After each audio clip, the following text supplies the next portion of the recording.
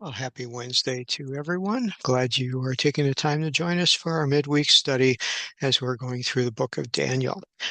Very interesting things. I hope you are enjoying this. I am certainly enjoying it as I'm digging into this and finding some things I didn't know before, and I trust that maybe you're finding it as exciting as I am too. So as we transition from chapter 4, which we finished last week, into chapter 5.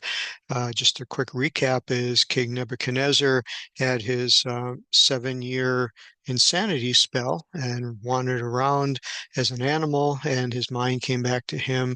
He had a beautiful um, praise and worship session of extolling and honoring the King of Heaven.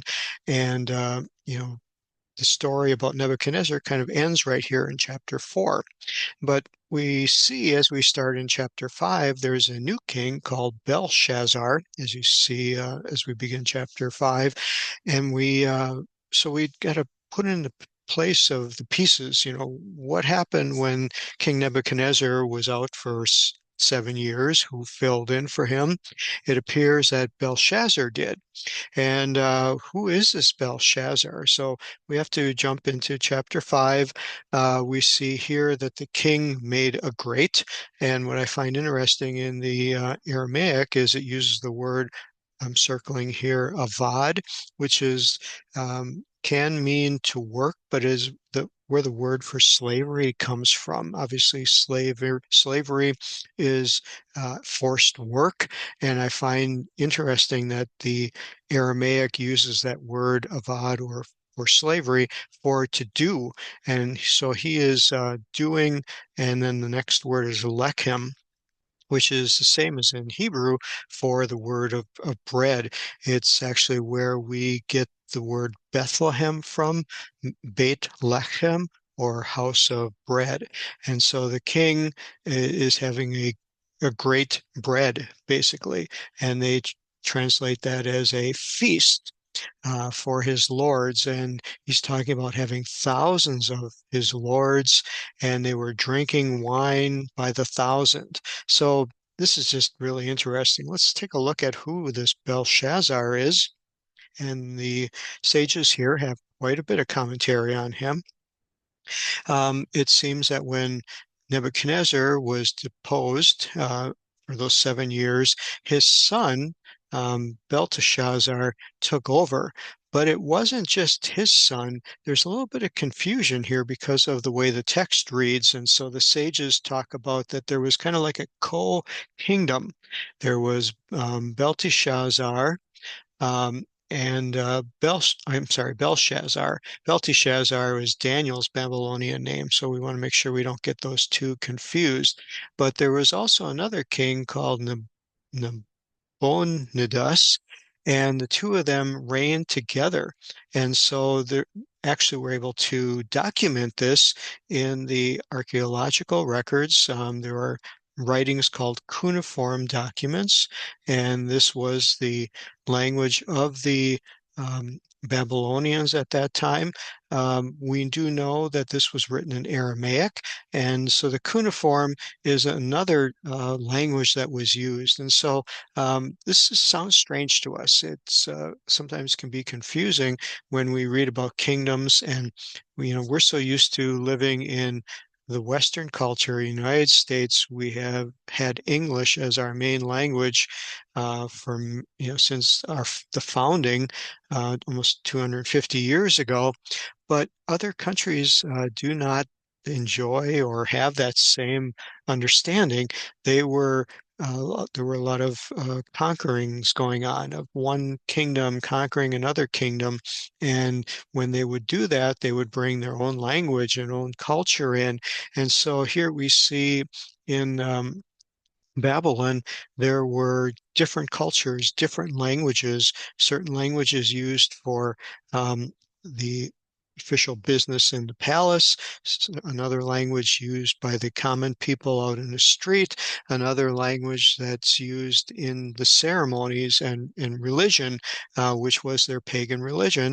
And then we also see the Jewish people were there, the Hebrews, and they held to their Hebrew and Aramaic language. And so it's very interesting just to see the multiple languages that are used. We start to see that a little bit in the United States with other languages coming in. Spanish, I read an article that they predict that by the year 2050, Spanish will be spoken by more people in the United States than English. And of course, that fits into our the politics and of what's going on and our national problems that we have of how do we address this? How do we handle immigrants when we're immigrants ourselves, and how should immigrants and those coming to our country assimilate, and how much of their culture should they be allowed to keep or encouraged to keep, and their identity and language and so forth. And it's quite a struggle for us here in the United States. And I think you see that played out currently in our United States politics. And it plays out in other countries around the world too. But knowing that you look back to this time of Nebuchadnezzar, it was the same way. Cultures influence other cultures, and it will continue as we go through the book of Daniel and we see the different conquests that take place. And it's, I think, comforting to know, maybe comforting isn't the right word, but it's interesting to know that this has happened for thousands and thousands of years. And what we're dealing with in our modern world and society today is nothing new. And it's not going to change. It's just a fact of life as how things happen. And so this is interesting to see this happen here in our biblical text. So they threw a great feast, used the word lechem, which is a parallel from the Hebrew. It gives an interesting little history here that they've had uh, archaeological records of Persian monarchs who would give large parties. Here, a Persian king entertained 15,000 men each day. Alexander the Great is said to have 10,000 guests at his celebration of the marriage. And so this is nothing new going on with these kings who had very lavish parties, dined very sumptuously, and obviously spent their money in those ways to promote their honor and their kingdom. So as we go here, we're going to find that something happens in this realm with the king. So verse 2 that we get to here, it says, while he tasted the wine. Um, when you read it in English, it doesn't really attract your attention, but in the Hebrew, the Aramaic, it gives the understanding that he was under the influence of wine. So while he was under the influence of wine, he commanded his servants to bring the golden vessels that his father Nebuchadnezzar, so here we get the connection between Belshazzar and Nebuchadnezzar, his father. His father had ransacked Jerusalem, ransacked the temple, took out all the gold and silver that was there. Of course, this was punishment upon the Jewish people for their sins and their idolatry. And so he had brought these all and put them in the storehouse in Babylon, and there they sat. Well, Belshazzar um, took things a step further, which his father, refrained from doing, and that he took out these silver and golden vessels and brought them into this drunken stupor of a party that he had, and was going to desecrate them. Obviously, there's a lot going on here in between the lines that we read, knowing that Belshazzar was serving pagan gods, was celebrating the victory in his mind of the pagan gods over the one true God of Israel. So, what better way to show the conquest by, humiliating at least what he had as remnants from the land of Israel, the city of Jerusalem, and the temple where the one true God was worshipped. So this is all coming into play here, that this is really a showdown somewhat of a pagan god against the one true God, and that these vessels that were made of gold and silver were dedicated consecrated, made holy to the service of the one true God of Israel. And so here Belshazzar was bringing these out and was desecrating them, defiling them. Now, what I find interesting here in the midst of all of this, that he would choose to do that, something his father had never done. And so we want to look at, what kind of party is going on here. There are thousands of people here. It mentions that the king and his lord and his consorts and his concubines. So let's just look at the sages here. They say consorts, and I find something brought out here that I don't know if I agree with. We'll uh, look into this a little bit more, but he's basically saying the sages are saying that in antiquity, women were only present at men's feasts on rare occasions. Um, cites a passage from Esther, but again, this is a different time, and this is Babylon, and this is wicked times of pagan cultures. And so it's really hard for me to imagine that there were no women there. So let's take a look at the Hebrew and I'm sorry, the Aramaic, I get confused there, the Aramaic in Bible Hub. And it talks about these two words which were translated as consorts. Well, here in the Hebrew Bible, it's translated as wives. So if we unpack this, it is the word shagal in Aramaic. Again, we don't have a lot of background here. There's not a lot of words that are referenced, and so the references are very small. But it talks about the queen being the one he's spoken about here.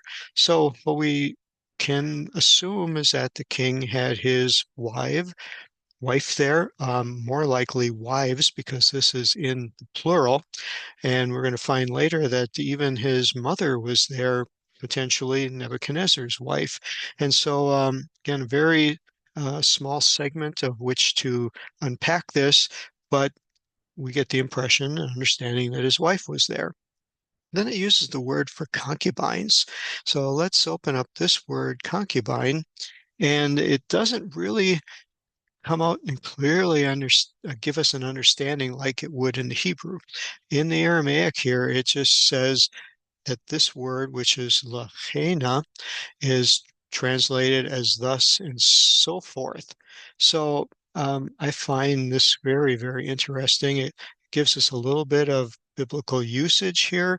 It does not come right out and say that it's a concubine. It says that it's an Aramaic word of uncertain derivation. They just assume that because they're talking about wives, he's also talking about concubines. It could be that he's talking about dancers and other entertainment. The idea is this is a revelous party given by a pagan king.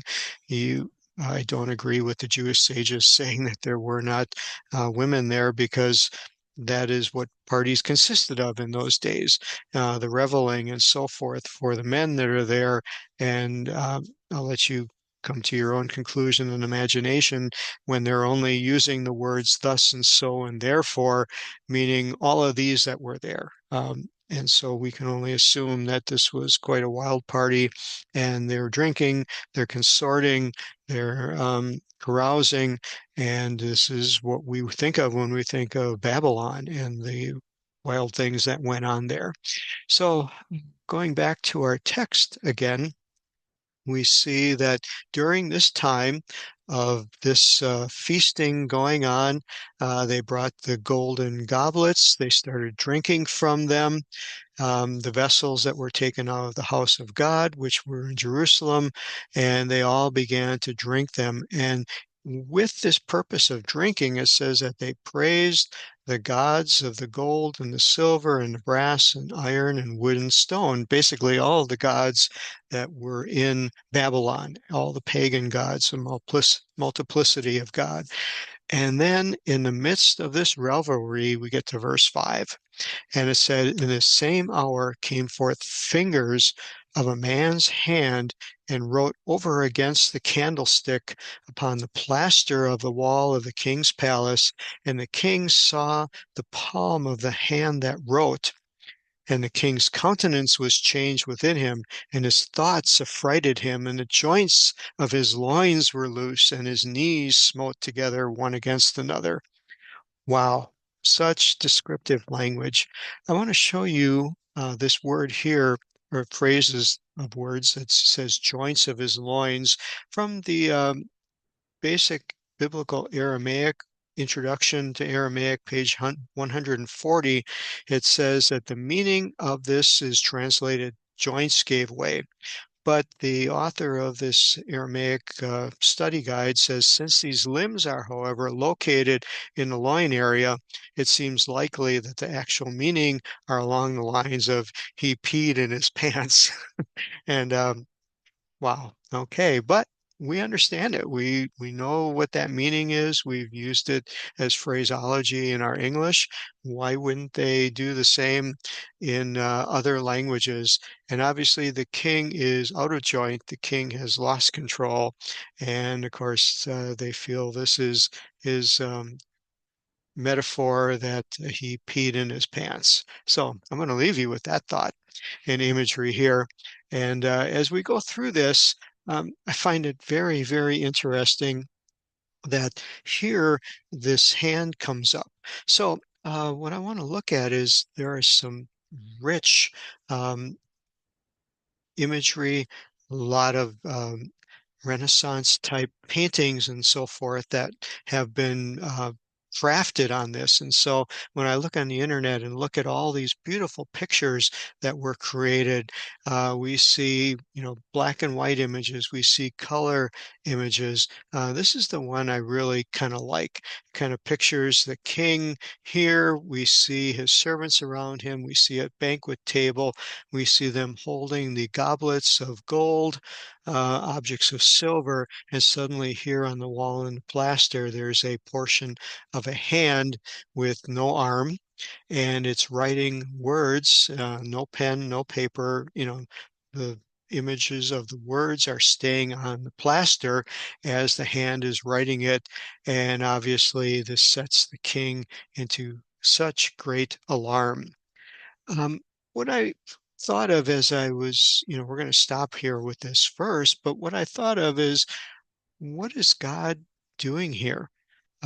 Why and how is he treating these two men very differently? We see King Nebuchadnezzar, who obviously was not a nice guy, who did horrible things.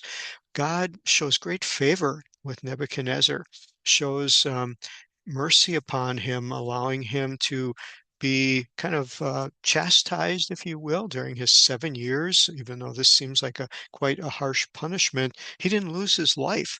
He was brought to a place of new understanding. He was brought to a place of humility and brought to a place of repentance before God and allowed to live. Here we see his son, Belteshazzar, taking his place, obviously learned nothing about his dad's experience. His dad's experience did not affect him in any way, shape, or form that caused him to lead a different lifestyle. He's following in the way of his father prior to his father's experience with God. And then we see that God does not grant the same type of merciful experience to his son. He gets this handwriting on the wall. Um, what does his handwriting do? I guess this is something to think about for when we come back next week. How does this king respond to this handwriting on the wall? Obviously, this was God's judgment against him. The words are going to mean something, which we're going to find out. But why does God treat Nebuchadnezzar better, if you will, a little more merciful than he's treating or going to be treating his son Belteshazzar? And obviously God knows the heart, God knows their mind, he knows how they'll respond when brought into certain circumstances. Maybe Belteshazzar's um, judgment is harsher because he got to see his dad go through all these things and it didn't touch him. It didn't bring him to change. And he could have been spared all of this agony and had a great prominent place in God's plan had he repented, seeing what his dad had been through? What if Belteshazzar would have turned himself around and sought God and sought the counsel of Daniel and Shadrach, Meshach, and Abednego and allowed them prominence in his kingdom and allowed God's word to be magnified? Um, Maybe that's the reasoning that we can ponder. A lot to think about as we close out this verse, as we close out this portion. Um, I hope it causes you to think. I hope it causes you to just, again, reflect on the mercies of God and think about, okay, in my life, when I see things happen, how do I let it affect me? How do I let it change my behavior? Am I moved by it? Am I hardened by it? Am I changed by it? Or am I just indifferent to what God does? So God bless you all. Thank you so much for being a part of this study. Pray God's blessing on you and look forward to seeing you next week. Bye bye.